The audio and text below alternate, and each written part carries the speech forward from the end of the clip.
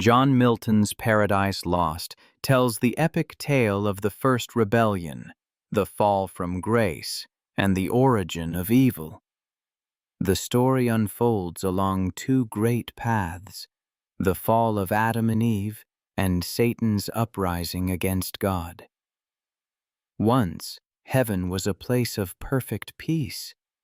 Angels lived beside the radiant presence of God, bathed in endless joy. But among them was one angel, once the strongest, the most glorious, who could no longer silence the pride rising within him. His name was Lucifer. On the day God exalted his Son, a storm broke loose inside Lucifer. He no longer wanted to bow to a God he believed himself equal to, and thus the universe witnessed its very first rebellion. Lucifer, now known as Satan, gathered a third of heaven's host and waged war against God. But the rebellion didn't last long. Overpowered by divine might, the fallen angels were cast out of heaven, hurled down in a storm of lightning. They opened their eyes in a lake of burning fire. Hell had become their new home. As Satan felt the weight of his chains, his most loyal companion, Beelzebub, was at his side. Neither felt remorse.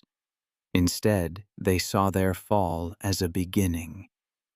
Rising from hell's darkness, Satan's voice echoed, "Better to reign in hell than serve in heaven."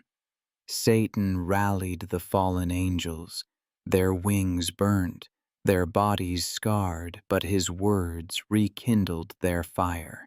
They built a vast temple called Pandemonium, the great hall where demons would now hold council. In this infernal council, each demon proposed a different plan. Moloch demanded open war. Belial urged caution. Mammon suggested they build their own kingdom in hell. But Beelzebub silenced them all with one proposal: to corrupt God's new creation, humankind. Not a war, but a corruption, a subtle undoing. And the one who volunteered for this dangerous mission was, of course, Satan. At hell's gates, two strange beings awaited him. Sin, a half-woman, half-serpent born from Satan's rebellion, and her dark son, Death. He persuaded them to let him pass.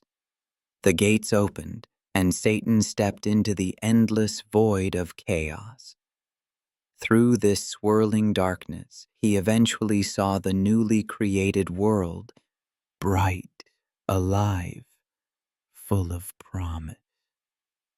Descending to earth in the guise of an angel, he deceived Uriel and learned the location of the Garden of Eden. As he gazed upon Eden from afar, a flicker of regret stirred within him. For a moment, he remembered what innocence felt like. But there was no turning back. His pride was a chain he could no longer escape. He entered Eden in the form of a bird. Among the trees, he saw two beings, Adam and Eve, so perfect, so pure. Their beauty and joy awakened a fresh wave of jealousy. They possessed the happiness he had lost forever.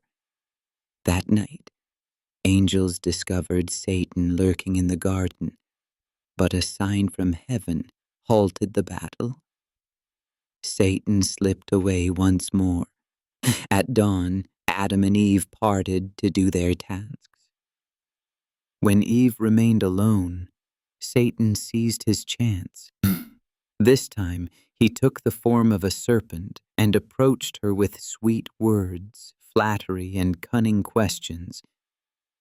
Why would God forbid this fruit? Does he fear you might become like him? He whispered. Curiosity overcame Eve. She reached out and took a bite of the forbidden fruit. A strange power rushed through her, followed by regret. But all she could think of was losing Adam. She told him everything. Adam chose love. He could not bear to be parted from her. He ate the fruit as well. In that instant, the world changed.